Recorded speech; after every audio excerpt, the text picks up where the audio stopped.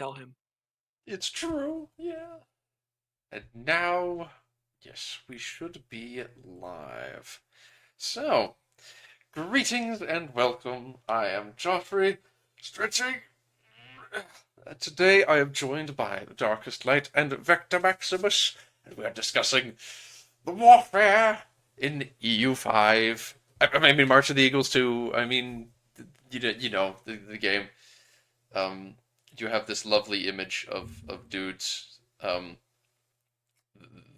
These guys have fancy gold sabers, yeah, and this guy just has a normal one, and he's mad about it. You can see, look at his face. He's like, looking at them. They've all got their top hats, but he's just a little bitter He's about their very sword. Why are they wearing Lord- top hats? I just realized. It's because these are all British lords. Obviously, they're going to battle, and Lord Middle of Nowhere Shire is very jealous of the fancy sword and the better mustache of Lord Bumblebutt. I'm not gonna lie. I really suspect this is AI art.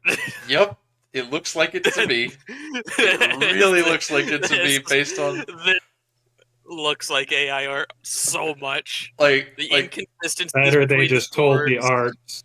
The They just told the hats. artists to make the most weird-looking cavalry you've ever darn seen. it fits with the art style, though, is the thing, and the horses Those are other actually guys have- okay. Like those guys have sabers. That guy on the left has a scimitar. And this guy's a scimitar. It's like mixed in. If it's an AI thing, it's a very well trained. It's very heavily trained model, though, is the thing, because the horses actually look good. I wouldn't be surprised if So. it started with an AI and then somebody manually tweaked it from there. That's true. You can do that. That is a thing that people are capable of doing. Anyway, moving along from the very strange image of dudes who are like, I guess they're Slavic hussars. Like, but I don't know what the top. The top hats really are throwing me off. These are quite evidently the British hussars. Yes. The famous British Yeah? Hussar regiments. Yes, of course. Charge of the Light Brigade. Right there. Alright. Today we talk a bit more about how armies work and take a look at combat. I'd say the entire unit and combat system is based on the mechanics of the EU series, but we've taken influences on combat and organization of armies from March of the Eagles. Interesting. Very interesting. Today, information is big. I love Imperium Universalis to Victorian March of the Eagles. No, it's Europa Universe. No. It's Good job, Joffrey. You're really quick and witty. Fuck, I forgot. I'm so proud of you for this Goat joke. was saying. He was like, Terra Universalis. That's what he said. Yeah. That was so funny and quick-witted of you, Joffrey. Thank you. Always count on you to back me up when I make my funny jokes. I don't like. I see. Okay, wait. Ideas of the connection between regiments and pops from Victoria and logistics and automation from Imperator to create what we believe is the best of all systems. Okay. I'm very curious about this for sure. I honestly think they've done a pretty good job of it. But I'm Okay. interested to hear your idea. Well, the fact that you at least think it's good off the go from having read it is a good sign. And now, assuming that you all read Tinto Talks 11, where we talked about the different types of regiments like levies, mercenaries, and regulars, and discussed how manpower worked. Yes, indeed. Regiments can be recruited in any location you have built the infrastructure to allow recruitment in. Levies can be raised in any province capital, and mercenaries in any capital. In any capital, city, or town. While regular regiments go as low as 100 men at the start of the game, levies which fight much less efficiently can be organized in up to 1,000 per regiment. from the start. With the Chinese even having levy regiments of 1,500 at the start. Why does it work like this? Well, calling up a levy as Poland and calling up and get 11,000 men, what 110 regiments is a bit too much. But you can live with it. Delhi, Mamluks, and others with 700 regiments are rather too much. And as usual, Yuan breaks everything, where even the low control and wrong culture calling up a levy and being forced to handle yeah, 1,800 plus regiments is a bit too much for most human beings. Yeah, that's very fair. That you'd want the organization to eventually just be like, oh, no, each single unit is more. Yeah. Before we go into how combat itself will work, when two armies that are hostile to each other are present in the same location, there are things that will need to be explained. As in many other games, you have as much control over your armies as you want to. I like that they have to clarify that now. And you can move them around and reorganize them to your heart's content. With the granularity of the map, though, we could no longer use days as the smallest tick, but have to resort to hours as the time tick. Really? Hours? So it would seem. But it does. But from what it sounds like in the comments, it's not 24 hours. It's like there are 3 ticks per day or something like that. Hours is the time tick. The day ticks from 8 to 19 every day. So 2 ticks a day. The remaining hours are skipped over.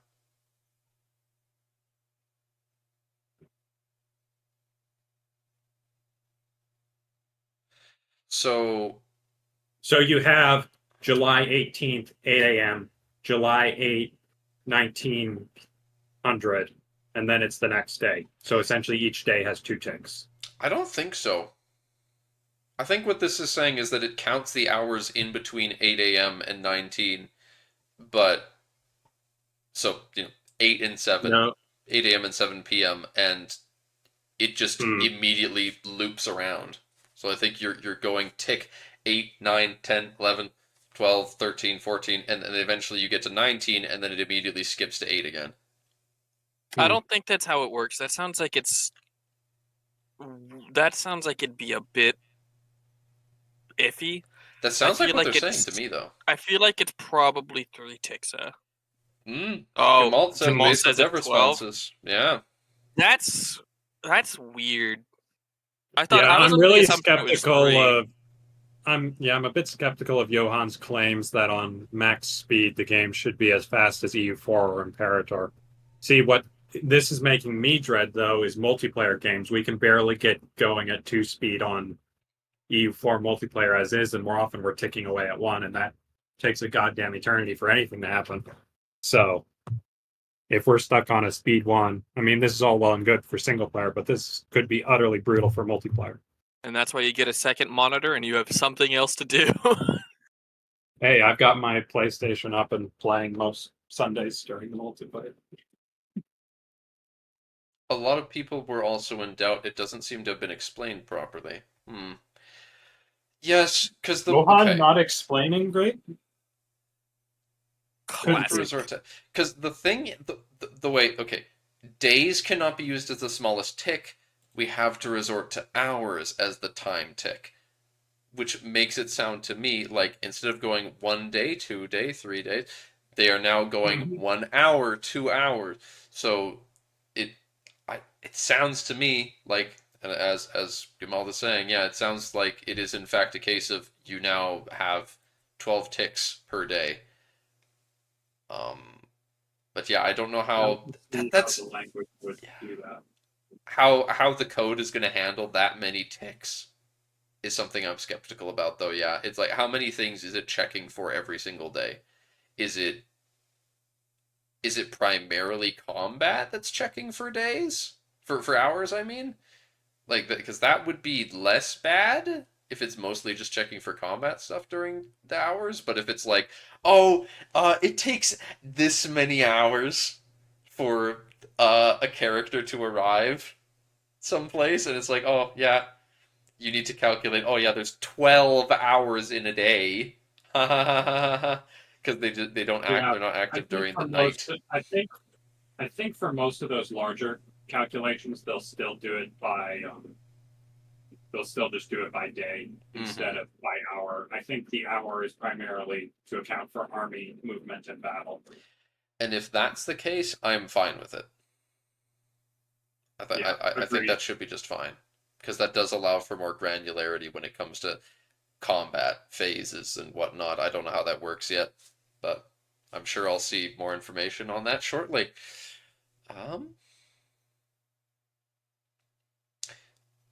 how much? Yeah, granularity, and every day and the remaining hours are skipped over. Yeah. Now, some may be worried that the game will be slower and perform worse.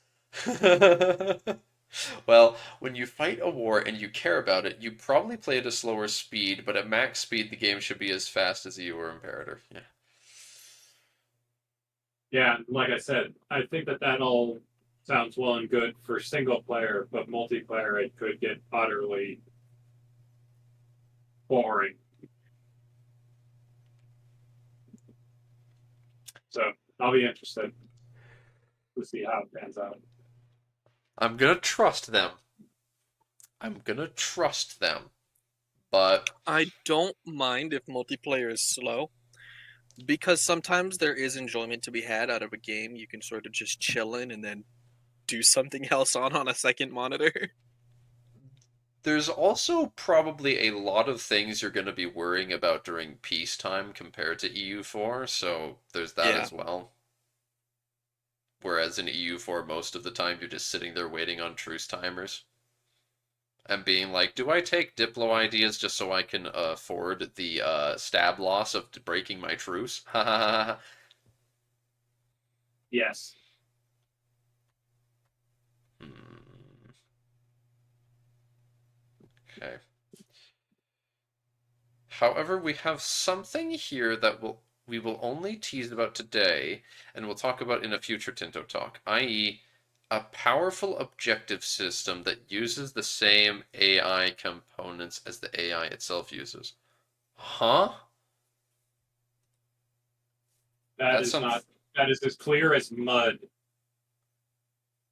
I That's feel like it's I going to be like naval missions in EU4, where you can assign your armies to Oh, siege, it move might out and be hunt armies, or like it hunt Oh. rebel might be automation. the Imperator army automation. If they have Imperator Yeah. army automation, I will be over the moon. That sounds. Oh, you're right. Okay, okay. That basically sounds to me like yeah, yeah. You're able to, and it's saying the AI, same AI components that the AI itself uses. It sounds like you can just take an army and say, all right, here's this army, here's its general. Give it this AI. It's gonna act like an aggressive AI, a defensive AI, that sort of thing. Go conquer stuff. Be like, you know, like how you issue orders to vassals. Go siege things. Tell this army, go siege stuff now. Things like that. Yeah, Um, that in which case, that I would be over basically the would moon, as you be said. Yeah, that would basically be, as mentioned, the Imperator system. So it is. Is it objectively better to give an objective? And they're just gonna give us this little fucking armies, navies objectives. An objective tab. Now that's confusing me a bit more. Hmm. Interesting. if I can't be like a cartoon villain and do objectives like steal all the puppies, I will be sad. An army is a group of regiments that are organized into a single entity. These can be led by a character who may or may not have traits for being a general. If they don't have a trait, then they may get one after a large battle. The abilities of the character have a lot of impact on the military aspects, and each attribute has at least 3 different benefits. Sir John's abilities as a general. Yes. Serving as a general, Sir John Mowbray has the following effects. So he's got 36 admin, 37 diplo, and 49 middle. So the admin, a whole 7% cheaper army maintenance for having just 36 is just half decent, but it goes up to bloody 100. That sounds like it could be some insane upkeep reduction. And Let me do also that math. CJ, you want to try and math out if 36. I mean, yeah, It's literally 0.10% for every one in the ability, so at max it'll be 10% siege ability. for the siege ability. Oh yeah, yeah, the siege ability is easy to math out. You're right. The That's frontage is also easy to math out, Yeah. as is the correct section chance, because that's just 0.05 per one. But the army maintenance is a little more confusing with the 7.2. Need a calculator for that one. Well, 7.2 is That's just 3.6 that's double. one. So it's 0.2%. 7.20 is 1/5. So at 100, it could be 20% army maintenance Let me do some reduction. math. I literally just did the math. I'm doing the math Thank myself. you. Thank you, Vector. 20% army You don't maintenance for trust my having mathing? a god tier administrative character. Sounds very nice. And the frontage is also interesting because that implies that you're able to increase, I guess, the combat width, quote unquote. I guess probably the equivalent of combat width from previous games is frontage. And I believe it's mentioned a little farther down, along with combat width. Oh, and you can increase, you could get up to 20% army morale from having a good Diplo character. Wow. By giving a mighty fine speech. You're an inspiring dude. Yeah. Now, how being an inspiring dude makes them eat less, I'm not sure. Just efficiency, I imagine. You're better at getting them to ration, I imagine, is the logic. I mean, realistically, it should probably be under admin, but you got to make diplomacy better. Diplomacy is just the worst thing in EU4 for everything other than deving. So lies. You know that you wish to culture convert everything. This is true. I do like culture conversion, and I do like some of the Diplo ideas. I think I'm gonna like Diplo a lot more in EU5 though. Some of the Diplo ideas, I only like one. Well, influence or diplomatic are good. Yeah. And what's trade. wrong with those? Yeah. Trade is great. I don't really like the others. Fine.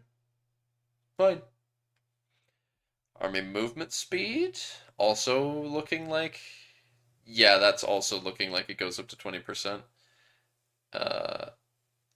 They still have a discipline stat. Don't think I've seen that yet. Yeah, discipline and morale return, I believe. If we go down, you'll have more info.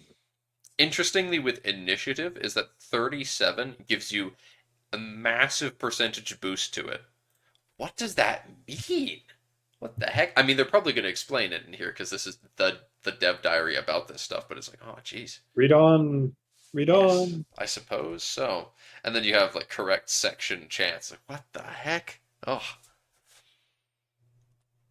Read on. Fine. It's always better to have a commander than not. Yeah, it sounds like it would be horrendous to not have one based on these. I mean, this is just a this character has like pretty decent stats, so. The regiments themselves can be deployed to one of 4 parts of an army. Ooh, flanks? They could be in the center, the left, right, or in reserve. While you can micromanage your army in detail, there are also ways to auto-balance your armies. We often refer to one of these 4 parts as a section. Okay. The infantry. Feudal levies. They're all levies. Interesting. It also specifies feudal levies, so it keeps track of your tech level, and they become stronger over the different techs. Mhm. What these symbols are. Formation balance unit. Very work in progress UIs, but these are the feudal levies of Poland. Balance unit formation. Huh. So how does combat work? There are a lot of similarities here with EU4, but we only have one type of main phase. But the die roll is rerolled as frequently as that game. The battle starts with a bombard phase, where any unit that can bombard, which is basically only artillery. But what if there's magic units, and the magic units can bombard? Uh, basically only artillery units will be able to fire on the opposing army. The artillery will be able to damage units in the opposing section. So your left flank fires on the enemy's right flank. Okay. If there are no units in the opposing section, it can fire at any sector that is not the reserves. In the main phase, combat works like this. Each section tries to get as many units to engage as their maximum frontage allows. Most of the time, every regiment has the same frontage value. They will attack their opposing section until there are no possible units left there. And then they will hit enemies in the closest section. So this is basically how CK2's army Yeah. combat worked, where the flanks engage each other, and then say if the right flank wins, then it'll start hitting the center. Then if the center falls, then they'll hit the left. With the added caveat that There are there is reserves. there's a reserves and there's a combat width system where you pull units from the reserve and like so, depend. It is Well, a it's the same way that it works in EU4 because you don't have everybody engaging at the same time in EU4 but either. here's the difference that's like making me very curious. Is the fact that in this, if you've got these four fronts, so one of them being the reserves, and you have a frontage mechanic, does that mean that like in The size of the fronts will dynamically change. I think that's what it yes, means. but the question does it work like EU4 where you have I don't know you've got like a bunch of infantry for example that are engaged on the front but they can't actually attack the enemy because they can't reach them, because they need more flanking range like cavalry has. You know what I mean? The way that this is described, I think it's if you have the frontage and they you have filled the frontage, they are engaged in dealing damage. That's the way I read it. That would make sense. Well, nice. The main phase combat works like this. Each section tries to get as many units. Wait. Yep, I said that. Okay. Only engaged regiments will fight in the current round of combat, and a regiment will try to fight another engaged regiment in the opposing section first. If there is none in opposing section, they can attack any other sections where a unit with a good flanking ability can do extra damage. So cavalry would be really good here.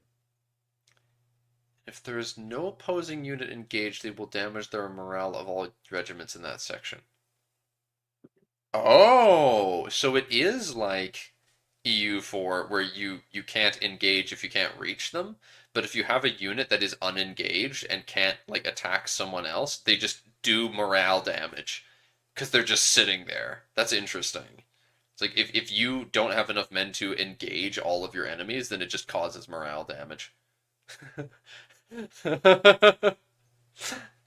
That sounds horrible. Yeah, you really want to not. Gosh, yeah, it sounds horrendous now to imagine your opponent having like a bunch more combat width than you, frontage rather, because if they have a bunch of frontage, then they could just off go be flanking you. Oh, hmm. So how does a regiment engage then? Well, at each tick, they roll a dice and check against their initiative. And if they succeed, then they become engaged. Oh, so they have a chance to just sit for a bit. Hmm. Hmm. And that's why it's really not you get a large percentage boost to your engagement of units if you got a even half decent commander. Yeah. That's that. Oh my God, I can imagine then if you don't have a commander on an army, you'll just have units hanging out not doing anything. Yes, Well, that would Oh. because be really bad. essentially the idea then is without a commander, these are uncoordinated groups which are entering the battle piecemeal, and so you've got big gaps in the line that the enemy can exploit and such. And that's Abs- why you take the morale damage that hits the whole army because, your entire army is just kind of getting picked apart piecemeal. Yeah. And as we know, in battle, morale is often a kind of cascading effect where Mm-hmm. when it starts to break, the entire army starts to break. I mean, Hence, sometimes you'll have more coherent, disciplined cores that stay despite the rout, but it's a pretty common thing. so in this situation, you will have a case of okay, you've got two sides that are equal sized armies, but one of them does not have a commander, and that means that say just all over the place, you will have situations where they will have regiments that, as you described it, are coming in piecemeal and just aren't engaged, and that means there's a ton of enemy units that are either flanking or just not engaged at all, and that Hmm. will both do devastating amounts of damage and just inflict general morale damage across the entire army, and then you just destroy them. So case in point, this so far, I am I am over the moon reading this. This sounds like so much more of an interesting way to handle generals being good, like just having a effective commander making battles better for you. Where roll go back up here. Army initiative. I can now appreciate the diplomatic ability here. The food consumption a little more niche in regards to like you keeping your army on the move in enemy lands and such. But these two, the army morale and initiative now, I can really appreciate the value of these. But then all of these are so good. I wouldn't want my general to be bad at any of these.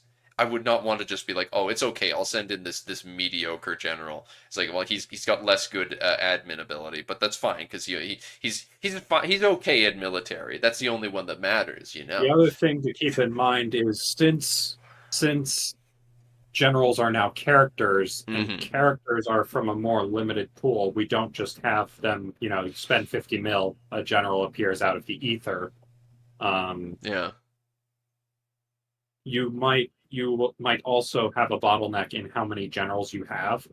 So you can't just, carpet siege without risking, okay, 9 out of 10 of these little sieging, roaming bandit armies lack a general. In which case, if the enemy then shows up with a proper army, they'll just instantly delete them basically upon contact.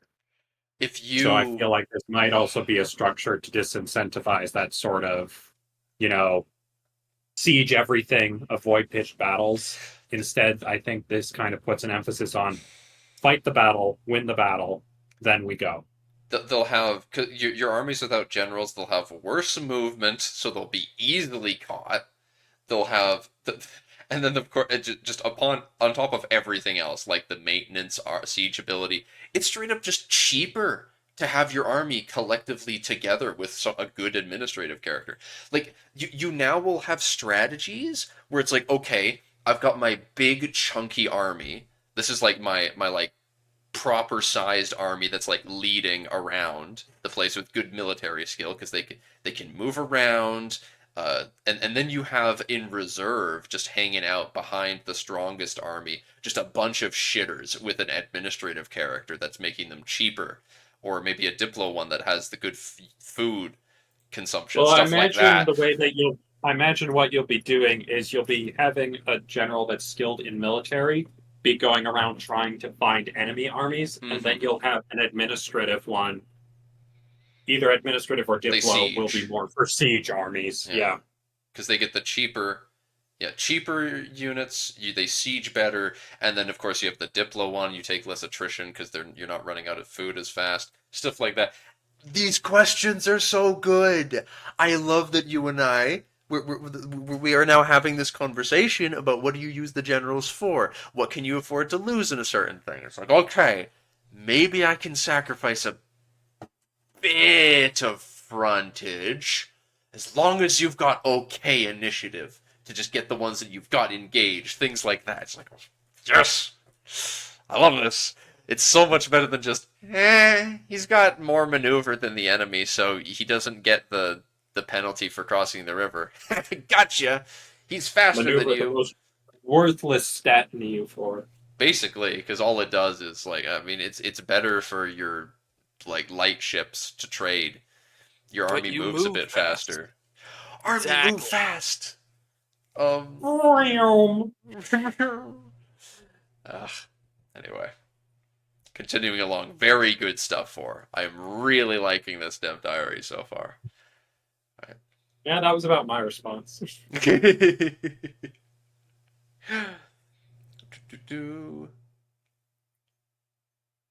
Okay, at each tick, they roll a dice and check against their initiative. If they succeed, then they become engaged. This chance increases for every hour of combat. So while combat goes on longer, it increases the chance of units just getting engaged as things have been going on. That makes sense. Okay. Yeah, and filling the front. Yep. Mm-hmm. Basically, they get organized. They learn about the battle. They know where the battle is exactly happening. They learn what the other units are doing. Initiative is just really good for snowballing at the beginning. If you've got good Yeah, initiative, because it essentially translates to your army is moving as a cohesive unit striking with its full force all at once. and if you've got a lot of that, and you've got It's a kind of decent like frontage, you'll just it's kind of like slap if them. you have really high it's essentially the equivalent to having really high shock in EU4, I think. Being able You to know, just, that yeah. that initial lightning burst of damage at the start, it won't be as important if the battle continues, but if you have it really high at the start, you can delete an army in the single initial attack. But they've broken up those concepts of having a good shock or fire general and made them more nuanced and spread across different Yeah. attributes. And that's what's really Yep. good here. Is that you can have that um yeah, just good stuff. I love that image of playing a Paradox game where I have a really good initiative character and I start the battle by just deleting the enemy's front line, and then they're starting to trickle in troops, and it's like, well, this whole battle is just off to a terrible start until eventually they manage to trickle in more troops. But now, continuing along, um,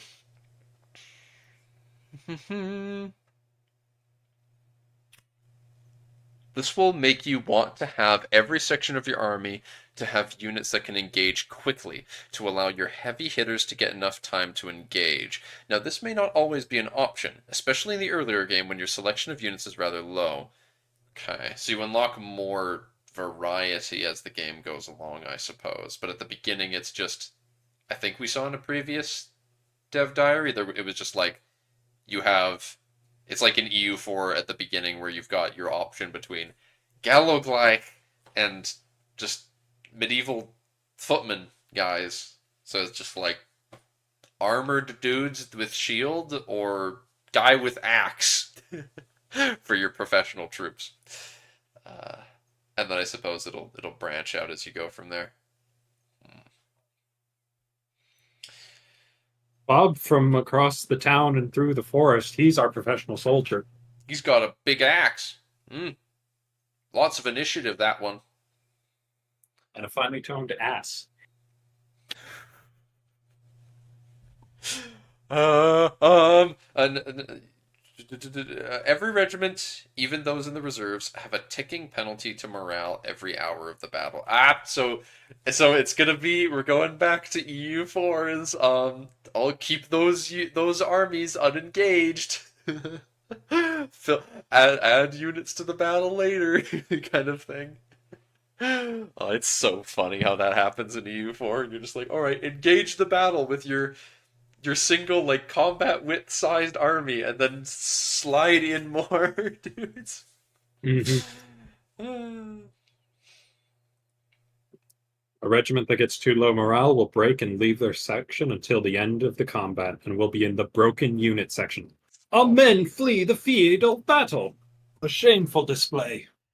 Secret fifth section of the combat. There's four locations in the combat, plus broken. They just get added to the back.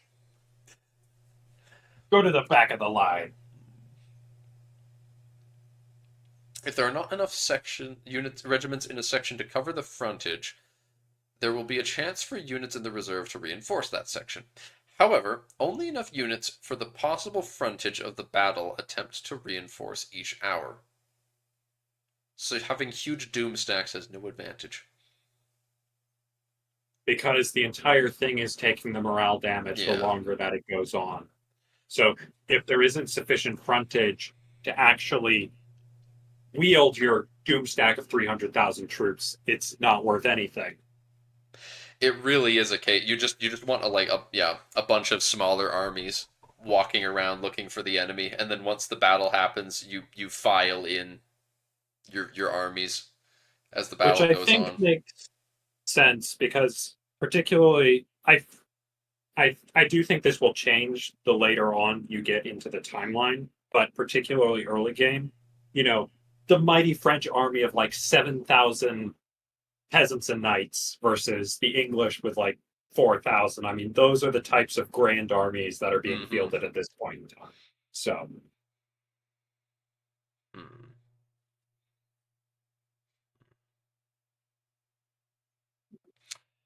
Right. The broken units section are the regiments that have been routed from the current battle. They will no longer participate in the battle at all, even if the regiments are still part of the army that is engaged. Battle is over when one side has no regiments in their three front sections, or the army retreats due to no morale or a manual order to retreat. The Teutonic Forces. All right, attacker.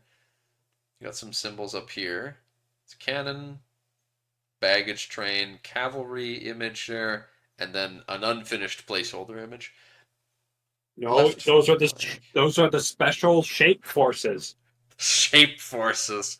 You've got the only through their combined arms of triangles, squares, and circle will they defeat the poles. Wow. Oh, jeez. They're the geometry rangers. Why does this... Oh, wait. Huh? Oh, reserve broken. Oh, okay, yeah. The left flank has 250 dudes. The center has 545. 545. Yeah. And then there's 344 regiments because What? a regiment doesn't always have the same amount of men in it. What are these, though? What are the heads? Those are the regiments. Oh! So there's 3 regiments in the left flank, 4 in the center, and 4 in the right. And then the exact numbers of actual men in those regiments collectively are, or those are the people in the frontage currently. I'm not sure. I think it's just manpower, and then the frontage is the bars. It is very funny to say. It's like, yeah, it's a pretty decent army. This is like beginning of the game army. You've got like just under 1,000 dudes. Not even 1K guys. Well, if you look at what's right below the picture. and Don't worry. Yeah.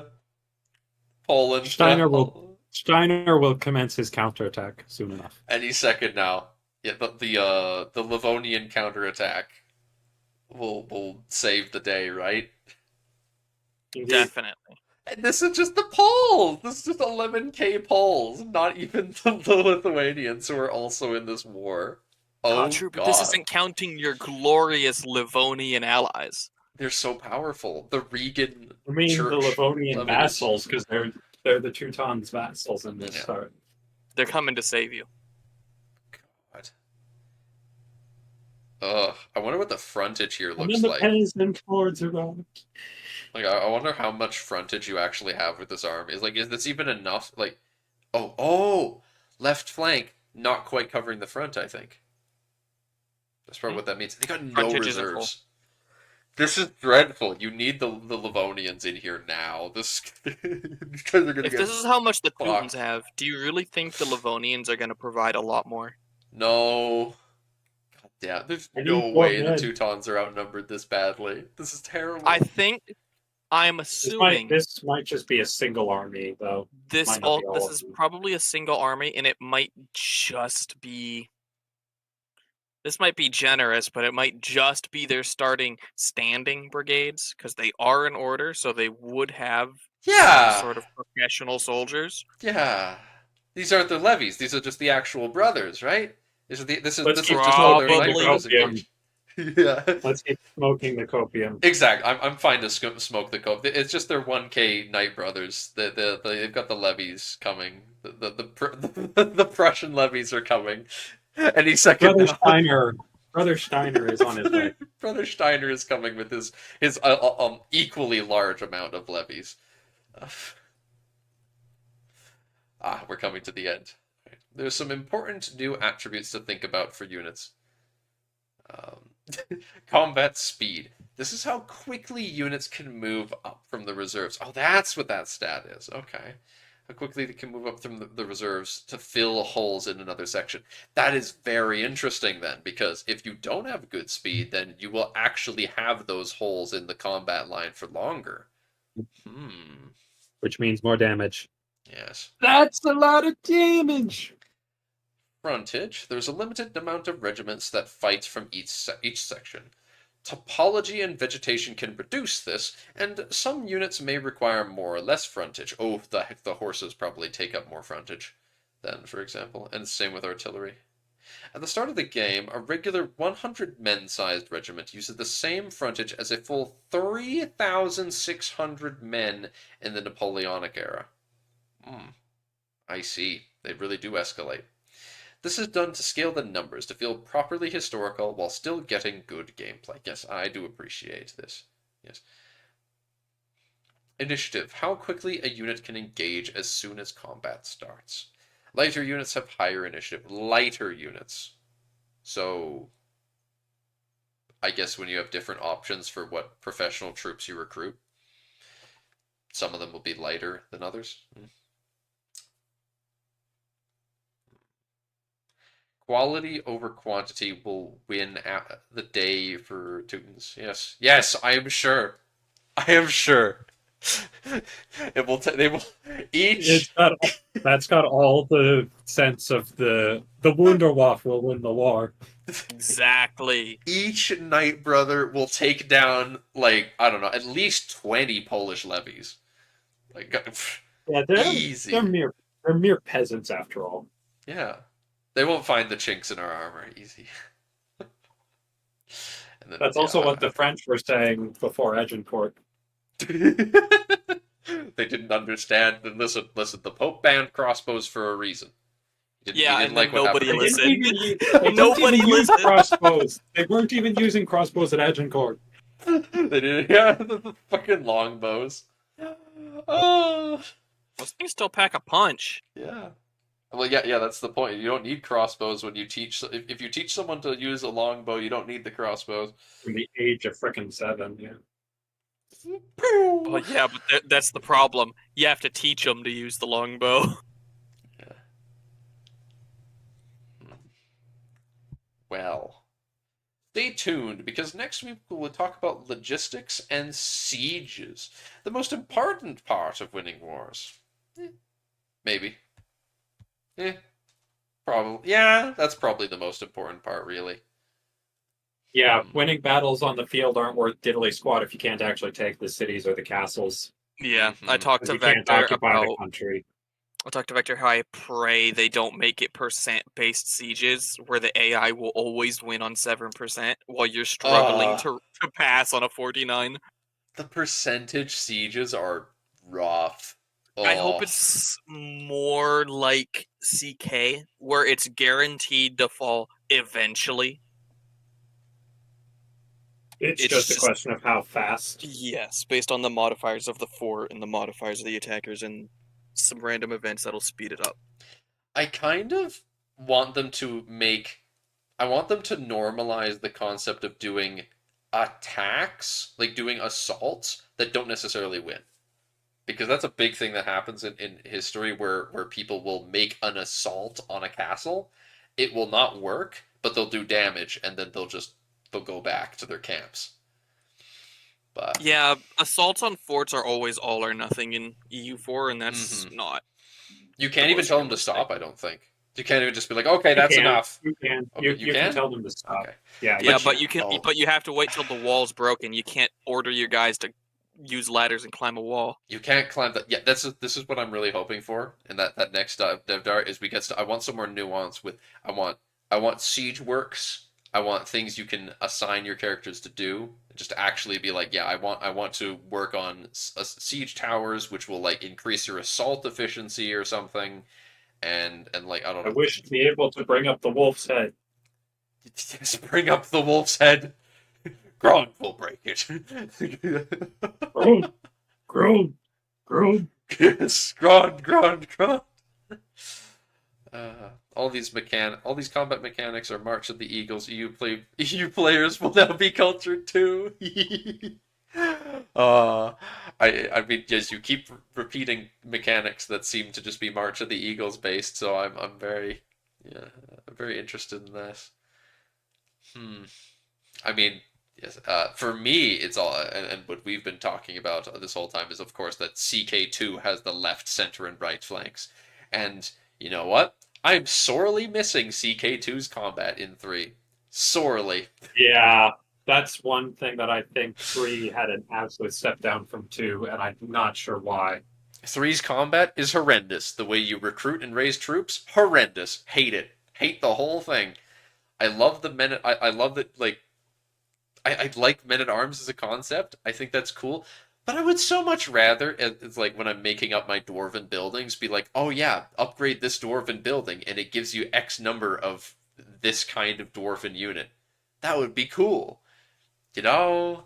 But Men at arms might be better if your vassal's troops actually mattered, and you could raise your vassal's men at arms. why can't I? Why can't I? But no, instead you just get the worthless dudes from your vassals. Yes, and they keep doing more things to increase When they to be send like, their oh, levies, they're not sending their best.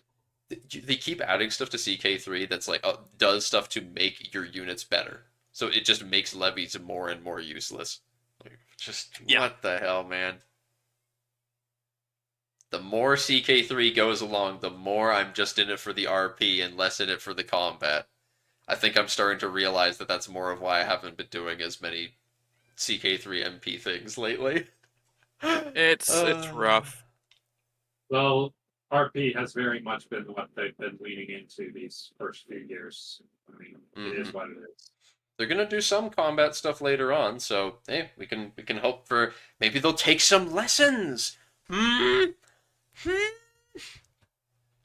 Yeah, they had a flank system in CK3. Where did that go? CK. So yeah, they had that. They Or in had CK2, not CK3. CK2 is where they invented it, and it worked. It was cool. It was fun. It was effective, and then they just got rid of it, and then they just quietly reintroduced it into Imperator, and then are now adding it to EU5. It's like, huh. Ah! So I would not be surprised, and I'm gonna be crossing my fingies, hoping that they take more of that. They add more of that stuff back into CK3 when we actually get a warfare thing. I don't think that's the most important thing for them to be working on in CK, but I hope they do get to it. Honestly, other than like trade, I can't think of anything I'd want more than that.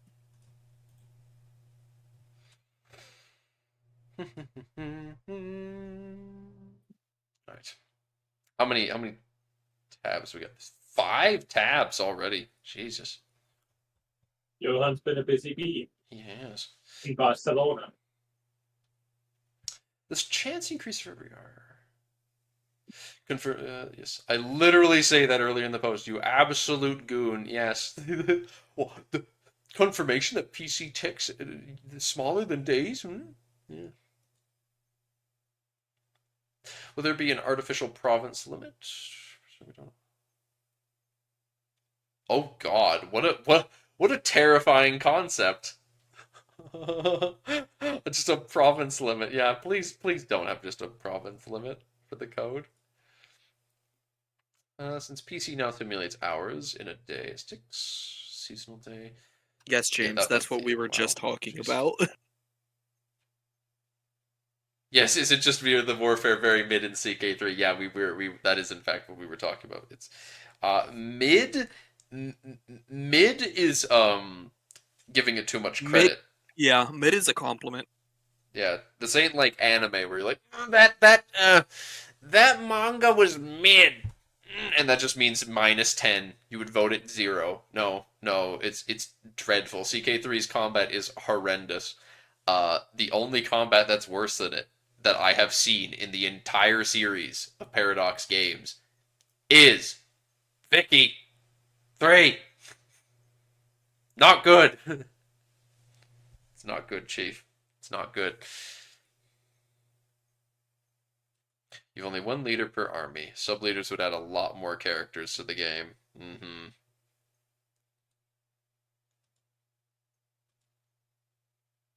Tactics was something we had in Imperator, and even after 5 iterations, it sucked. Yeah, that's the one where you just like pick like bull, turtle, Yeah. moose. Yeah, I don't know how I felt about the tactics thing. Yeah. I never really felt that it's like, what, are you playing like a rock, paper, scissors game with your opponent? It's like, Yes. what am I gonna pick?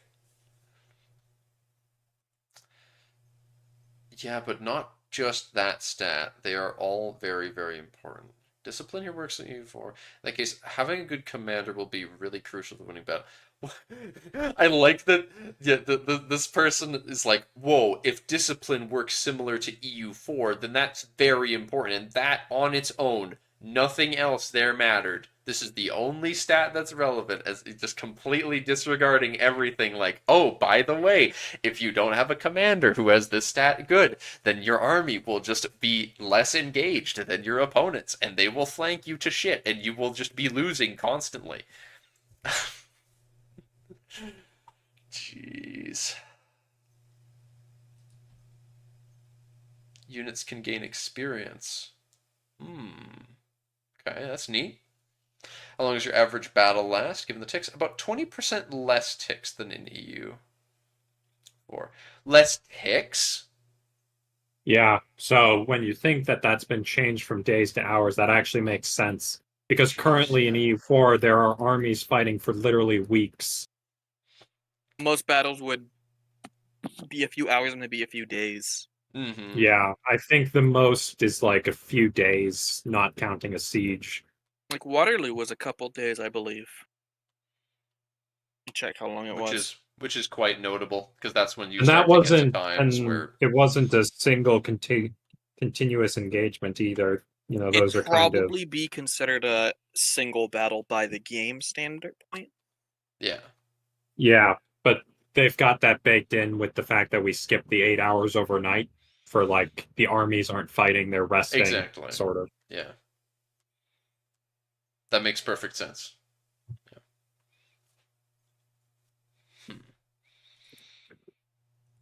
I do think it's a little weird that they just have the ticks disappear, because it's like, oh yeah, everywhere across the world, everyone collectively agrees to not fight at this time. It's not like you cycle some people out and they sleep while others fight.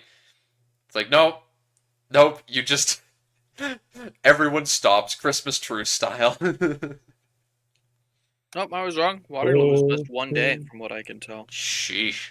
Well, it's not going to stop people from having months-long battles in multiplayer, of course, but yeah, this will be interesting that it makes the battles take place over a lot less course of time. Haven't really played other Paradox games except 6 hours in Imperator. Yeah, so some particularly noteworthy medieval battles and how long they lasted. The Battle of Hastings lasted about 9 hours. The Battle of Manzikert lasted about 2 hours, although that doesn't count initial skirmishing maneuvers, which maybe adds another 2 or 3. The Battle of Hattin lasted about 8. So those are some Really? Oh, pretty big medieval battles. I thought that was a quick one. It's been all since I've learned about that, about the battle at Hattin, though. Days and Don't let the BC. Saladin propaganda fool you. It was hard fought. I thought it wasn't. I thought I remembered it being a stomp. I I It's mean, gotta, in because the it long run, was it wasn't it I was gotta, a decisive victory in the long run, but it was a hard fought decisive victory. It wasn't quick and easy. I gotta grab my book about warfare throughout history again. My big old tome. So, Oh, hmm. Should be a free DLC as reward for those who reach the end date. Yes, agreed. So previously, battles will be more decisive now. Any idea? An idea like very much. More war score from battles, less cap on war score from battles. Oh, and then of course, yeah, dead soldiers equals dead people. That's interesting. It will be more emphasis on battles for war score. So because yeah, okay, the war score primarily comes from who's winning the battles, but you still need to actually siege to take stuff. Is the catch? yeah. Yeah, I'm assuming they're going to retain the whole can't take province because you haven't sieged a fort Yeah, in the middle of ass nowhere Siberia, you since could that's the only still one in the country and it's connected.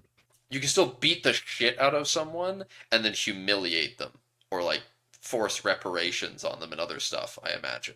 You just can't actually take territory unless you siege it down. I like that. I like that. This seems this makes a lot of fights in history war for things that were just you fight, you show up, you have your decisive battle, and it's like, all right, okay, okay, fine, fine, you're cool.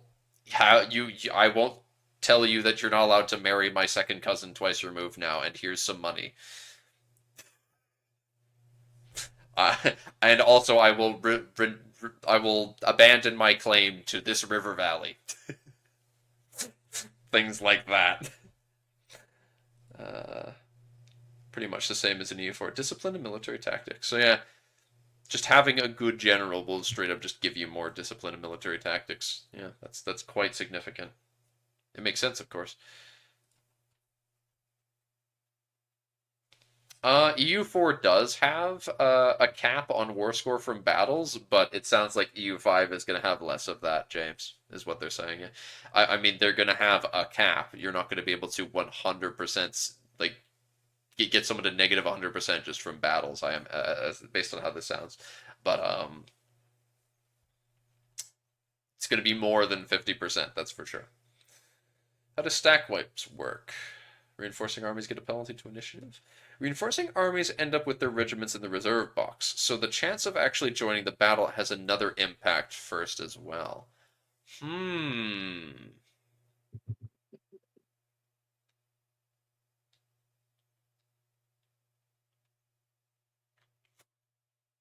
That's interesting.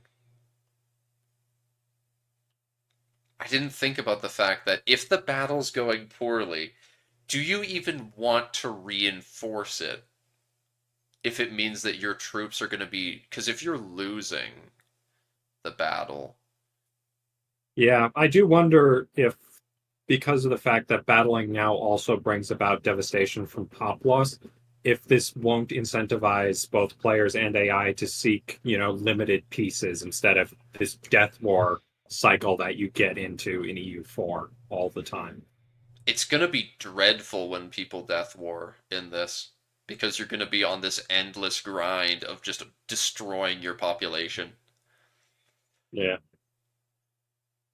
And this is Just part of taking a why. million loans to Yeah. survive the war. It's part of why I don't know, like because Dark and I have this back and forth of do we think that blobbing is going to be a problem or not? And one of the things where I don't think it's going to be as much of a problem is that constantly conquering stuff will decrease your main population base.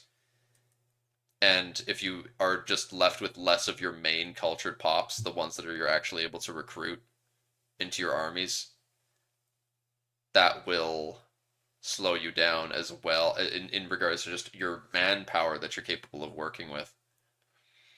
But I really will have to see. I'm just so excited to get my hands on it in, hopefully a long time from now. I'm excited, but please don't come out soon. Uh,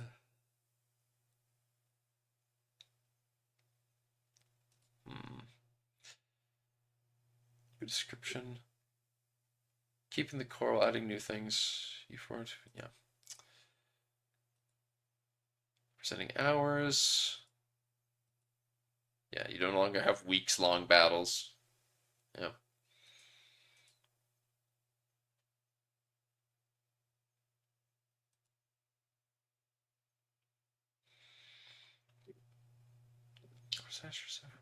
Yeah. So if I wanted to model the reason why China didn't push as hard into firearms, since its regular combatants were steppe nomads on the north where the usual early firearm tactics were not all that effective, I'd just make the steppe nomad units have a particularly high initiative compared to the early firearms. That doesn't even seem at all that unreasonable. Okay, yeah. The early game horse archers have +5 to initiative and +20% combat power on grass and sparse vegetation, and is 100 men more than other cavalry, so it keeps up in the size even in the Age of Renaissance. Huh. That's very interesting. So early game steppe nomads are going to be just horrendous to fight. They get the extra initiative. They're going to be 20% stronger in the grassland and sparse. And then 100 men more than your typical cavalry. Sheesh. And that's just the early game ones. So the idea is that later game you keep having you keep getting more horse archers, and eventually it gets horse guns. Horse gun. If you keep being a steppe nomad with horse people, then I imagine you'd be moving on to steppe gun to horse guns like Cossacks. But the extra, I don't know how good 5 extra initiative is, but that's probably good. It's probably a significant boost, and so it'll be a case of the steppe nomads will basically always have their line filled out with troops, and you won't see gaps forming. You can kill them, but they'll just slot in some new troops immediately. In which case, if you're playing a nomadic tribe, you won't really have that question of, oh, do I just cut my losses? I'm losing this battle. Back off and start a new one. No, you just flood more troops in because they'll have the extra initiative to just get in there quick. Very interesting. Well, cavalry flanking ability. Yes, except for the time a section has problem. It's not as powerful as it should be. There's no real... Yeah. Cavalry in EU4 is basically never powerful. That's the thing. There's certain tech groups, which is also a system I despise. It's like, oh well, you're this tech group, so it's just these units are just worse. Instead, we're gonna have just. I think it's going to be a little more interesting and dynamic with how the army recruitment will work now. But as it's talking about here, in EU4 for most of the game, cavalry it's like, well, it's got some better pips for the first half of the game. Sometimes it's a bit stronger and it does the flanking, but it barely ever gets to flank because the way that flanking ability works, they're just not really flanking because everyone's got their army filled out. So in EU5 though, you theoretically have the better flank. The flanking, I think, is going to become a lot more significant when it comes to cutting holes in the enemy's line where they haven't pushed more troops up to the front yet. You're now flanking other units, doing more damage that way. And then if you break a front, they're now flanking another front, and it becomes devastating damage. It's got some ideas on how to make it better as well. Because at the beginning, for like the first while of EU5, cavalry should still be king. I really want that to be represented because I want the game to make me want to recruit cavalry. I don't want it to be a case of Joffrey's playing EU5 and it's just like I just don't want them unless I'm a steppe tribe. There's no point. It's like, well, no, I need those knights. If I'm not recruiting feudal knights, it just feels wrong. All right. Do regiment size for levies adjust on a province population, or are they fixed dependent on things like region or tag? They all merge together as they get recruited into standardized regiment sizes. Okay. But that's not specifying what causes the size. I imagine the size is dependent on tech. That's my assumption as well. Tech, and then you get special things like China just has a lot more dudes, so they have larger baseline levy sizes. Mm-hmm. All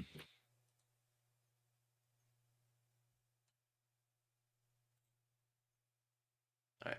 Let's see how much of this is actually new and interesting questions, or if it gets to the end of the fifth one, it's like, oh god. Could it be moddable for both more than 1 liter per... I don't know.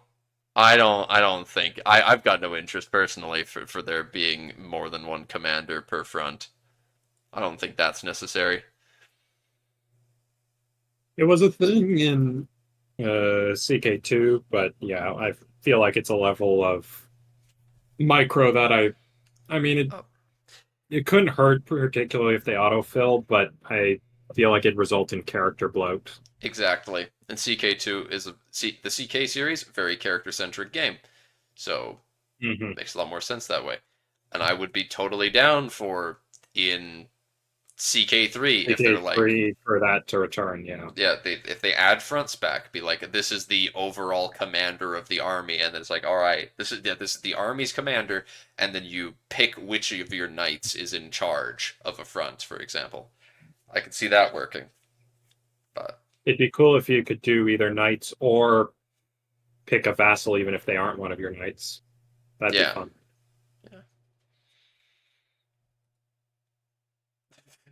Wait, if the daylight hours hour ticks in PC are global while the nighttime hours are skipped, that means it's the same time of day across the entire world. Does that mean Tinto secretly thinks the Earth is flat? It's a cylinder.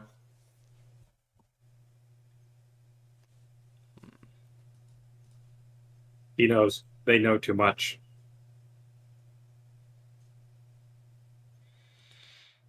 It's combat speeds where it's shared between units. Faster than those.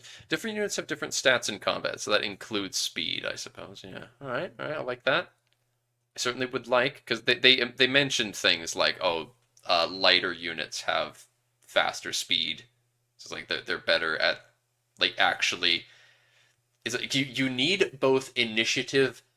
Yeah, you need a combination of initiative and speed to actually fill in gaps in the line. So if you have bad initiative and slow units, they ain't doing shit.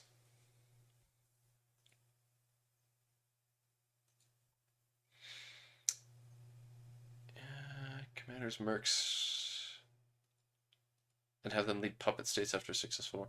You can draw regiments. It's an act you can unlock from an advance. You can create a new subject state from any province you own, and you should be able to make a specific person its ruler. Yes. Oh my gosh. I love that. Yes. We've got client states from day one. Yes. Joffrey is very happy. Joffrey boy. I hope that they make it a bit more difficult to stay on top if you over devolve your power then. Yes. Because otherwise, I want setting up like vassal states to feel important for the first half of the game. It's like you want these. I don't want you to be like, oh yeah, I'll just manage this vast. I don't want you to have your Napoleonic Empire direct ruled from Paris. That sort of thing. I want there to be a logical well, yeah, obviously you want the Duchy of Warsaw and Barcelona, the Confederation of the Rhine, that sort of thing. maybe not in their exact forms, because by that tech level, I imagine you could get a lot better control over those regions. But the point still stands. I want you to feel like, okay, I've got bad control here. These people hate me. All sorts of things like that. It's like, listen, this is a huge area. I don't have the time to culturally convert it, but I still want them to be able to support me in war. So I'll set up a local leader. All right, I've got, or you know, here's my cousin. I'll make him the ruler of this place, for example. Things like that. Just be like, I want this place to be able to actually raise troops, be managed effectively. Please upgrade its build, actually make money from it. That sort of thing. I want that to be a thing that you do, and this is a good way for that. It's like, oh, here's an island. I can't fucking control Corsica. Here, put some dude in charge of it. Manage it for me. Mountains in, like, you're playing as the Byzantines. You're taking over stuff in Serbia. And it's like, I can't fucking manage all these mountains. It's like, put someone in charge of it. They'll control it better for me. Ireland. All sorts of things like this. The Highlands of Scotland. Put someone in charge of that for a while, because you got bad control. Good stuff. I like. And with the fact that you've got diplomatic capacity instead of just like diplo slots. Instead of slots, you've got capacity. And the slots and the capacity is used up very little if it's a not particularly strong vassal. Because it depends on like the size of your country, of the country you're dealing with, that sort of thing. So if you're setting up, they're not necessarily a huge vassal. So as you're saying, Vector, you don't make them too big. You don't make it too big of a deal. You don't make like all of Spain into a vassal. You're just like, all right. If you're playing as Spain, just make like Asturias or something, because that place is really. We saw a map of the trade zones. That looks like it's got terrible control up there. Make Asturias. That's a vassal. It can manage itself better that way. Rant. You don't make it just like everything vassals. Unless you go Diplo, then yes. Which is going to be me. I'll make my own HRE from scratch. Just you wait. God, that sounds horrible.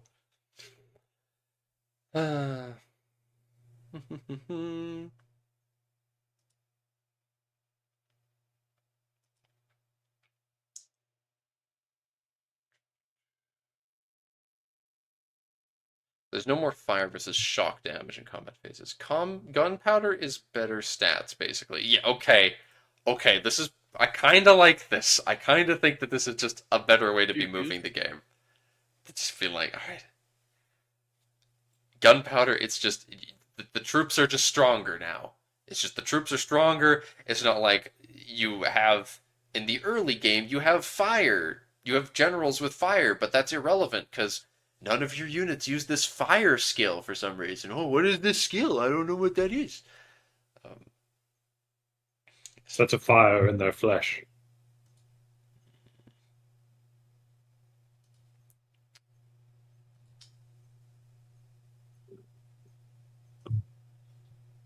Are there any plans for a nice, immersive, graphical representation of the actual battle? Two guys with sticks poking each other, just like EU4. Don't you dare take my two dudes. Don't you dare take my two giants poking each other with sticks or firing their muskets. I miss the days. Do you guys remember the early days of EU4 when everyone was just that really depressed looking dude? It's just in Europe, everyone was just depressed white guy. Some people are still that depressed, dude. No, there's the vanilla ones. There are the vanilla ones, but no one has the day one EU4. Like, does it? Depressed did not dude. Start I mean, like, he had so much, like, shade over the top of his face because of the helmet. It just made me think it's just, oh, he's sad. Find me a picture if you've got this time, because I'm now mighty curious. Yeah, I also don't remember that. And I played from, like, real early. I played before Conquest of Paradise.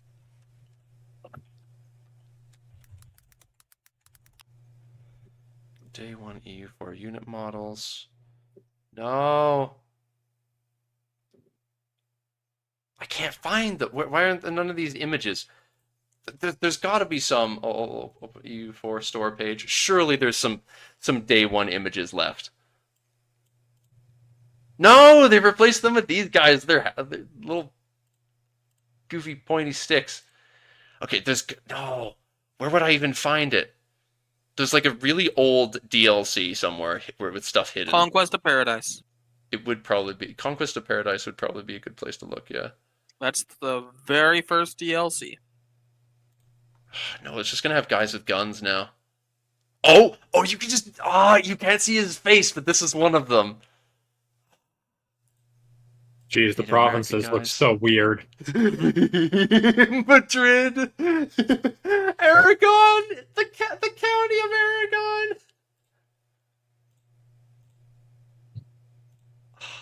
No, there's not gonna be any in this one either. Damn it. It's gonna get the unit bundle. Tarsus, Art of War. Where's Art of War? Because they still had it in Common Sense. They still had them during Common Sense. Wealth of Nations. Wealth of Nations was 2, I believe. Yeah. Because Genoa's got a unique unit there. It's so zoomed out! I can't see my boys! I need to show you the depressed guys. Art of War, surely. I'm just gonna show the new stuff that they added. Yeah, I remember this model. The dude, they always had this beard. Now they're all just showing the new unique models they added. And none of the... Spoiled! Well, you know what you could do? Revert EU4 back to its earliest point and open it up. There's no way that they would still have those models in the game. If you revert. I mean, that's fair. That's something I might have to look. I mean, we're gonna get to the end of this. I kind of want to do that now, just to prove to you that I'm not insane.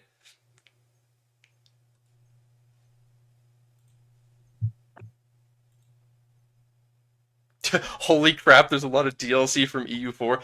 Yeah. Did you know, James? Do you know, James? We're talking about how old EU4 is. Oh, Crusader Kings 2, 2013. Yeah, you say EU4 is from 2013. Look when CK2 came out. Look at how this game is. This game came out. Look at this. This game came out 1 year before EU4.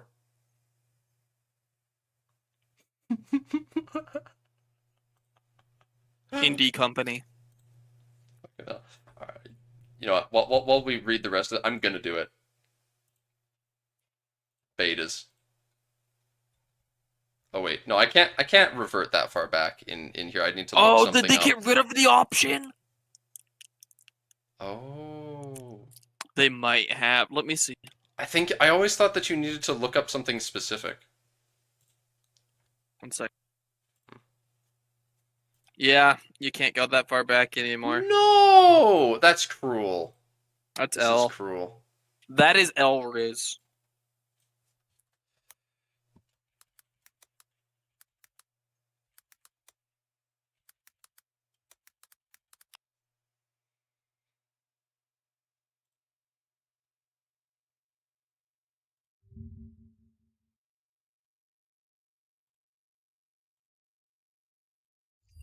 This is one of the best images I've been able to find of it. Where like day one, you had some slight differences between some people. Like England had this like fluffy coat, but they all were just this. It was all this dude. It's just depressed looking, like shadow over his eyes, white guy who has the beard, and then it goes away. They all looked like this guy. Remember when they didn't have decimals on the units? Oh, that's right. It was just one. There could be 10 dudes in there. Remember when every province was a fort?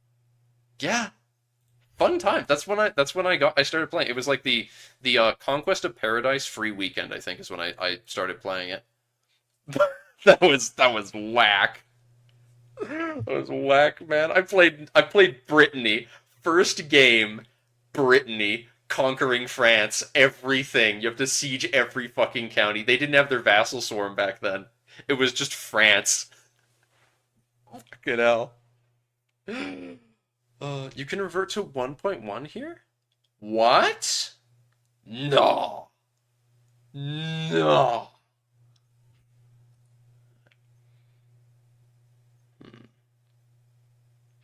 I like Night Attack. Oh, yo! We bringing it out to Total War for this one. No, knights don't exist. Yeah, there's no such thing as nighttime. They're ambushes. Since some terrain blocks the fog of war? Huh? Mountain. How does this work?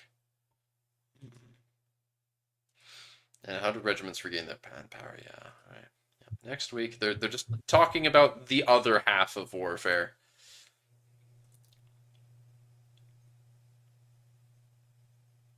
Regiment almost always costs 1 frontage each. Okay, okay.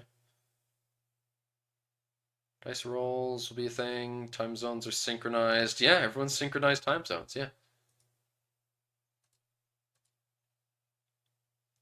I mean, that's an abstraction that just is kind of necessary at this point. I don't care. Oh, there's benefits to winning. Like what? Like war score. Prisoners? Like what? But there's benefits to win. This is such a vague answer. It's like, yeah, I know there's good things you get from winning, but like that's so vague of a statement. I imagine there are bad things to losing.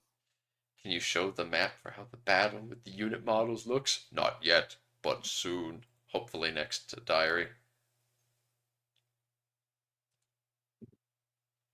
You can research the advance for Hoofens and the Hoofnish in the Age of Renaissance, so we'll use it a lot during the 100 Years' War. So yeah, artillery exists, you just don't have it at the very beginning. But during the Age of Renaissance, you will be able to research it, so that's nice. You can have some cannons.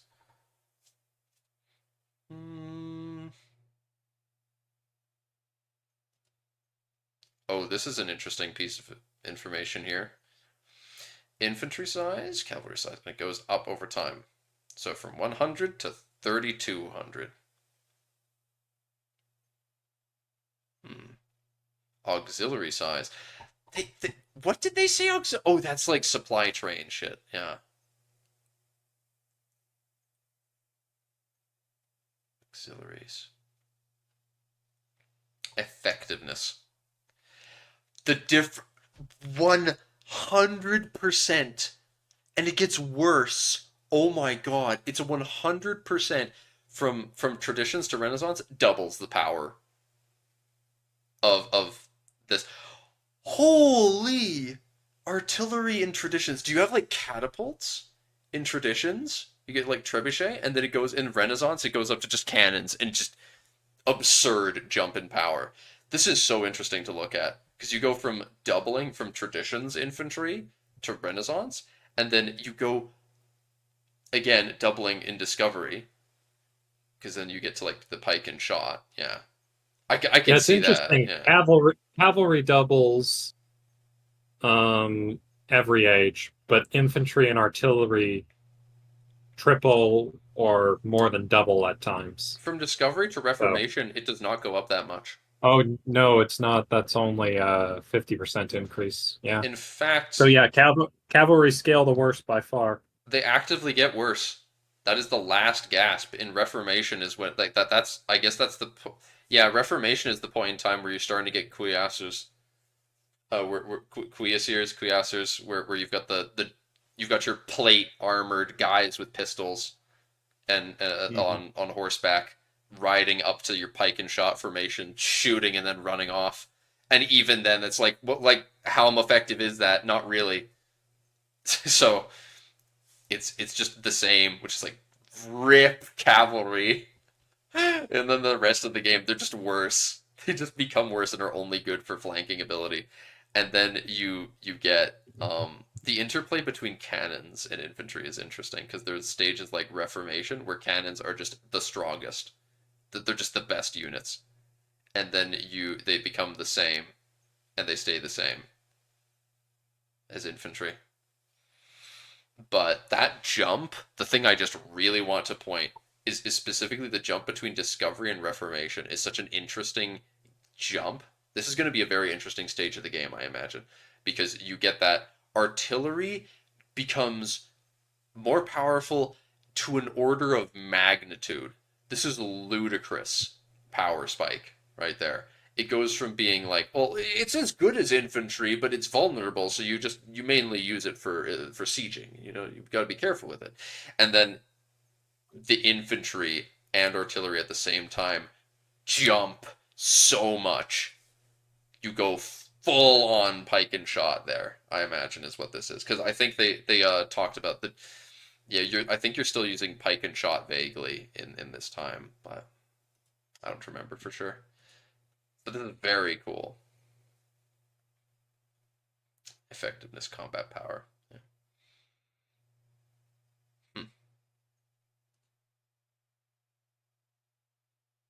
Characters such as generals be able to get higher skills in office. Yeah, they don't really stats don't really get better. It's not often it can happen, but it's not often enough where hiring a low stat general is like, oh, it's a worthy investment. I think, yeah. Works for me. Talk about logistics next week.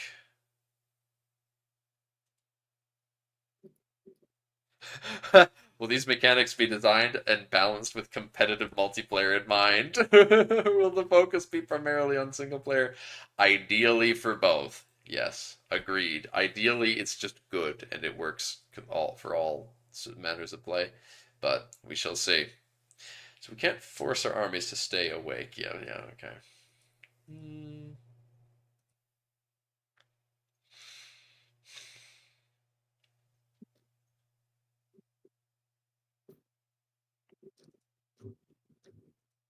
Dice rolls change every 5 hours. Okay.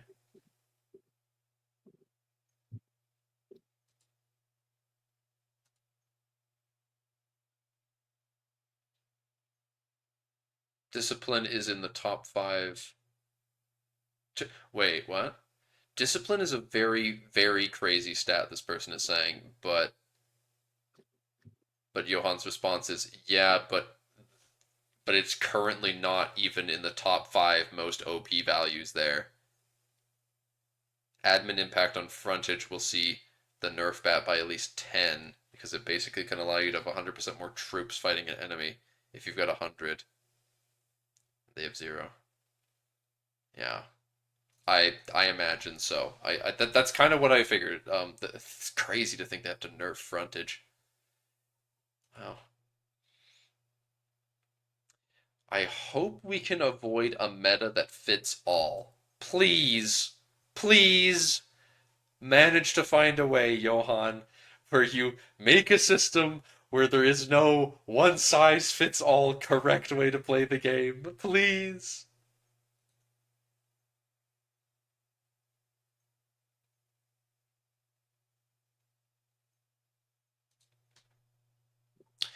How common for the AI is breaking armies into lots of tiny stacks, to carpet siege and sneak behind. Any in-game incentive to keep the units grouped into larger armies. Hoping for a mechanic that armies can be led only by commanders. Armies not led by commanders will be far worse, yeah. It's gonna be you really don't want to be just sneaking around enemy lines with your little shitter stacks. It really sounds like. But it's probably still going to be, based on the fact you don't want death stacks, it's probably still a good idea to have smaller, more vulnerable armies hanging out behind your main army. But then you have the risk of them getting jumped. So, I don't know. Depending how Fog of War works, what to say.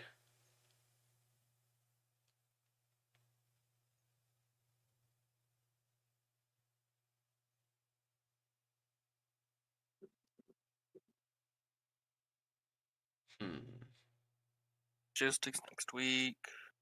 Logistics next week. Countries with bigger regiments have an advantage. They feel more troops per regiment. It's not correlated to population. Just specifically China. China is just special, I guess. China strong.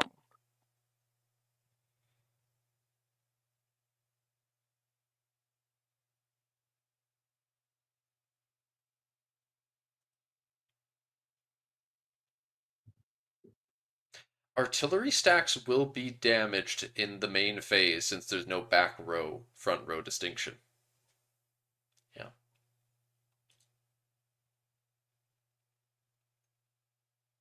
Hmm.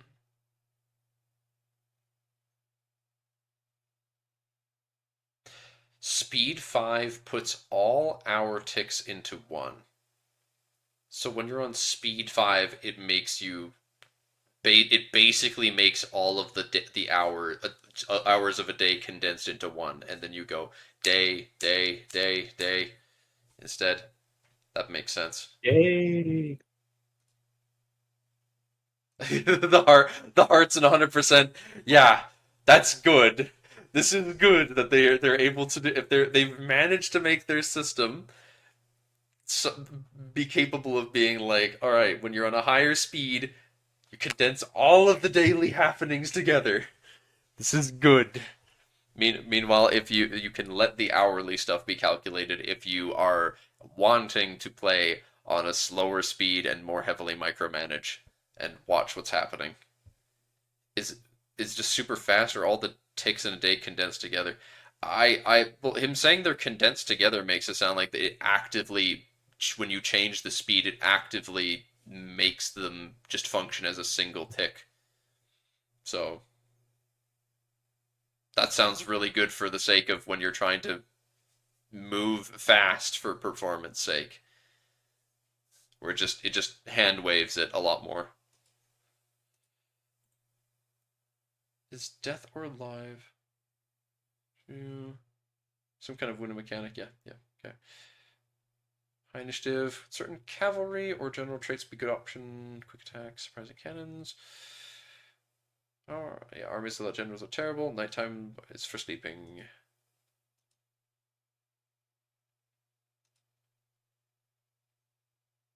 Subject states provide.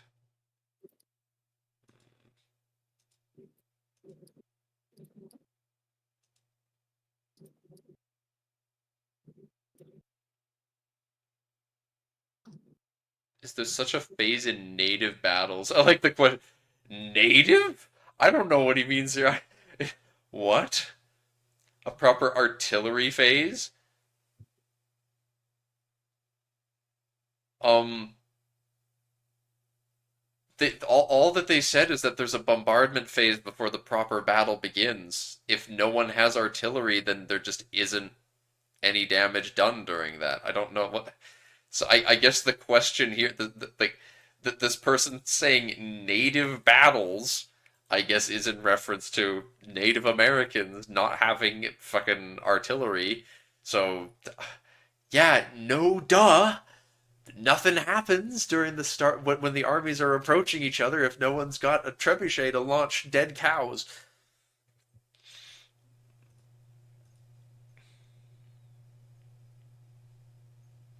Most stuff, yeah. Hourly is only for army and navy and battles, and many things are monthly. Good, good, good, good, good, good, good.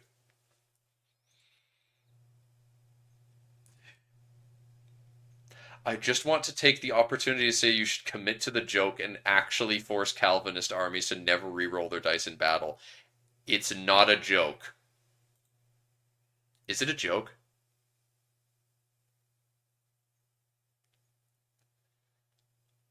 I don't know if it's a joke. I don't know if it's a joke anymore. He's kind of. I think he's getting to me. It's real. There's no way. There is no way that the Calvinist religion has a modifier that says you do not reroll. That's great. If that's true, that would be hilarious for just a player to actively decide I'm going for a Calvinist build, where you make your army, you start a battle, and you're just like, I've rolled particularly well this battle. I'm gonna stay. It's like, no, I rolled dreadfully. Retreat. It's just like, I almost hope this is a thing. But then the enemy, if it's a player, could do the same thing. Wow, he rolled well. Yeah. I'm gonna leave and then attack him again. Yeah, can you imagine how hilarious that would be?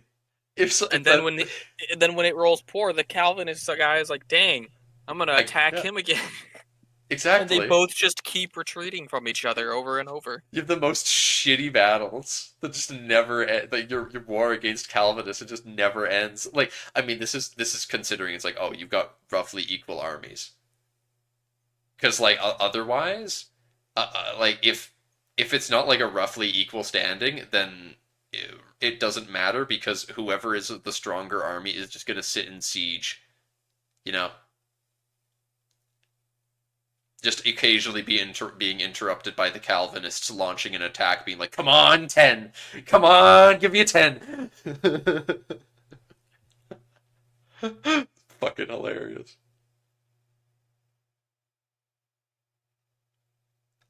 When the North Atlantic island map's coming, when I got time. That feeling when you got time.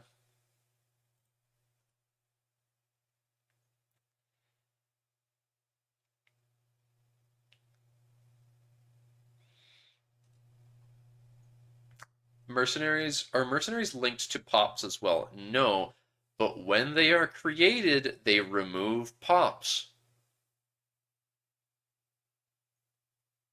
So they aren't linked to an ongoing pool. They just take away from a pop somewhere. When the company is formed, and then I imagine you can have a mercenary company die off if they take too heavy of losses. Or maybe they steal more people somehow? Are they located in a region? I'm now imagining like the Grinch sneaking into houses, kidnapping babies to raise to be mercenaries. Oh God. That is, it's just, yeah, it's funny to imagine there's just a merc company in your city leeching off your people, and you're like, no, I'm gonna ban mercenaries. I'm gonna ban you from my country. You can't be taking my people. All my homies hate mercs now. I don't know. I don't know how I'm gonna feel about them in the long term. Because they leech off of pops. And then, like, what? Did they just sit in a province and it's like, this is that company's province? Yeah. We're just hanging out here. And do they continue to leech? Because I doubt, Vector, I doubt that that's the case where they just die off. It's like, oh, the war's ended, you disband that merc company. It's just like 50 dudes. I mean, 50 dudes could actually be a relevant number at the beginning of the game, so I'll take that back. But the point is, like, okay, 5. It's like 5 guys is all that's left in their company, and they don't get any more. I bet they leech off of a populace somewhere. I bet that they decide a place that they are based, and maybe they move around, but I doubt it. There's no way that mercs would be counted as like they would never be like an unlanded country. They would never function like that where they migrate around. They probably that sounds like it would be way too complicated because like that's something I could see where it's like a merc company gets created. It's now like a banking family and they can move around and like be attached to a local area and draw people from it. But I bet like, for the simplicity's sake, they probably just get created and they leech off of that particular province. But I don't know. Curious to see more. Questions and requests. Is there any chance? Basically draw on the map route. Shift click the path. Yeah, shift click the path.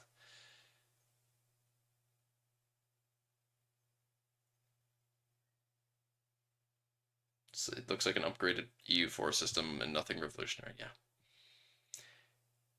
Say you want a revolution, well, you know how to change the world. You tell me that's evolution.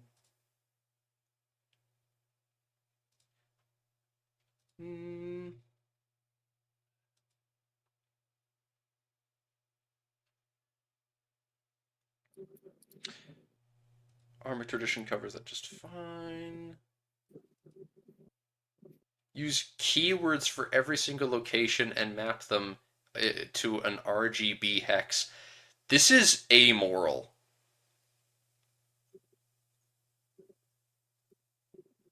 What the fuck is this? This is confusing. I don't want to move on. Let's not look at this cursed code any longer. What? I do hope the province map works like Vic, where the engine gives a unique ID for provinces, aka locations, based on their hex color. I'd much rather manually define the locations. Honestly, please let me do that.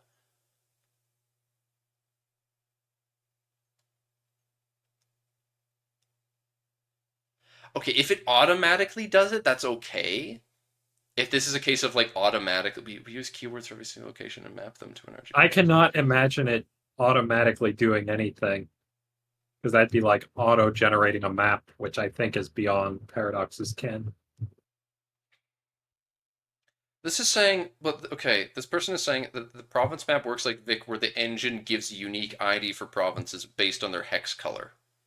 So that's saying that apparently Vic just has, like, the hex color defines the province ID somehow, which is weird. But,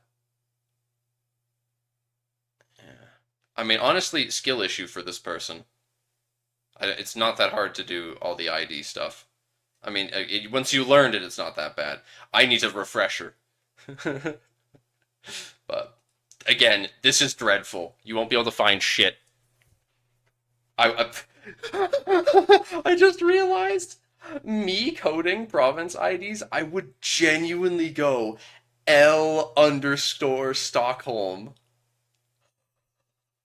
That's how I would define it. Fucking L Stockholm.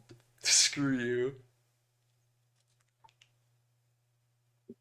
Informative, I guess. Speed scheme doesn't count hour ticks. Speed 5. Starting to get a couple repeats. Yeah, the speed, yeah, they're ticks together. Effectiveness there is the value used. I don't know.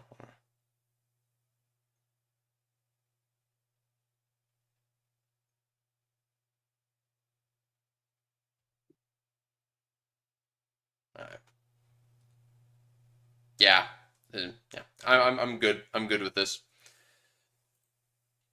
All right. Any interesting threads? Nothing's happened in between since the map. Fertilizer and agriculture. You think they are using AI? Wow.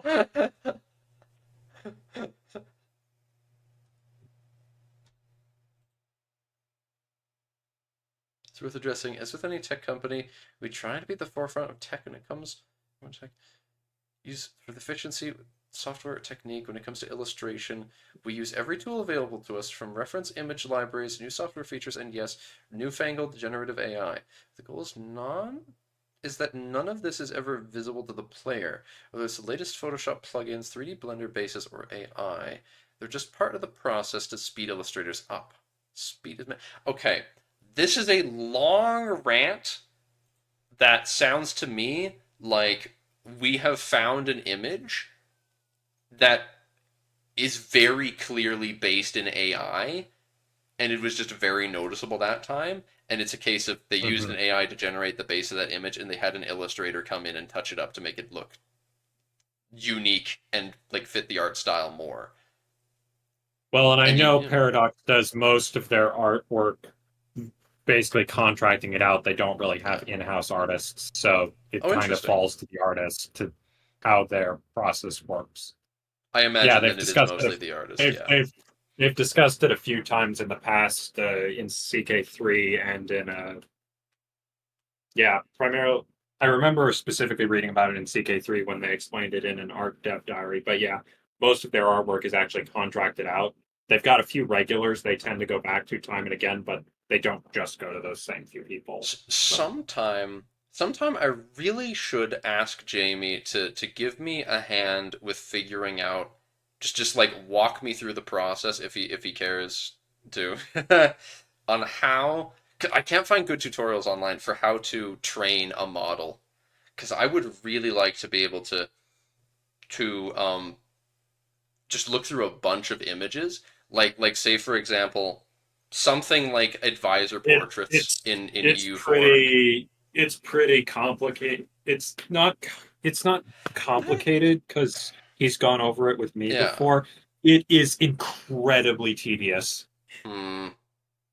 Because it's basically funneling a massive sample size and related keywords into a database. See, I know he did the one where it's just himself. He did himself, and he did the one for the Balrog, and he did one for that too, huh? Mm-hmm. It's just incredibly tedious, but not particularly difficult. I'll just have to try and look But, into yeah. it again sometime, I guess. I'll ask him about it sometime, but I don't want to make too much of a deal about it. Proposal for more realistic advances system. System, strong civilization vibe. What's wrong with a tech tree? Dude, it's a tech tree. What's wrong with that? Have you not... Do you not have phones? Do you not have phones? Other organic in-depth mechanics. What is less organic about it being a tree? Is As like opposed to 3 straight We, lines. we should randomly just discover them. Have no player input control at all. It's just determined by development and what text you've already found, and it's random chance. That will surely make people engaged. And of course, if you're European, you get them all way faster than anyone else. Actually, I do want to look at it. He said in there he made himself a little more constructive, suggesting some ideas for general game mechanics help convey concept. Spread between nations. Okay, the idea of spreading text between nations requires scientists' mind to research points. Issue: current system does not have support organic spread of ideas. The institution spread. So the idea with this person is make every single tech something that spreads. You can research it. Isn't this literally just another way of saying institutions? Yeah, I think that's making it a little too. That's a little too rough. Because I really like the idea of the concept of the institutions being something that can spawn in a bunch of different locations, and you need those concepts to spread to you before you can then research the ideas associated with them is really neat and organic. And I like the fact that you take that, so you've got the world enters this age. It sounds to me like even Native American factions are going to be capable of researching texts, like certain texts from like new ages once the world enters a new age, but it's going to be very expensive, of course, so it's probably not worth it for them. It would take ages. But the idea is there's certain things that are locked and you need the ideas to spread to you. And I'm very curious to see a more in-depth idea of what those specific things are, and I can't wait to try and mod my own ones. That just sounds like so much fun to be able to be like, all right, here's just another institution that spawns in this age, and here's some new stuff that comes with it.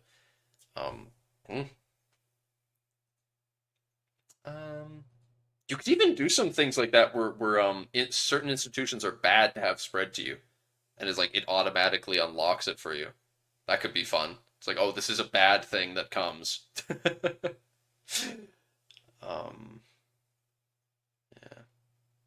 consider something. I don't. We've talked for a long time. No, I'm not gonna delve into that too much. It's whatever their ideas aren't going to be implemented anyway. So yeah, but yeah, I'm really hyped about the lore system. Makes me very happy. It seems like a good evolution of EU4, incorporating the best bits from some of the other games. So Just don't fuck up sieges. Don't fuck up sieges, please. Please don't. We will see next week. We will see next week. Dun dun. Duh! And I will know instantly. That's the best part. We will start next Wednesday. I'll pop in here and I will know because you guys will either be chomping at the bit like Vector was today, just being like, oh my gosh, excited the whole time to talk about stuff and break it down, or it'd be just, I mean, I don't like it's a little iffy for me. Yeah, it'll be Darkest who will be the litmus test for next week. Are you saying I didn't wear my opinions on my sleeve? Just a little. Wow. I think all three of us do. I don't think any of the three of us are good at hiding shit like that when something disappoints us. Alright. But with that, I think we are good for now. I think this is a good place to end it. So I thank you all for watching, and I remember to like, comment, and subscribe, and ring the bell. Ring the bell, like, comment, and subscribe. Ring that fucking bell. Smash the like button. See you next time.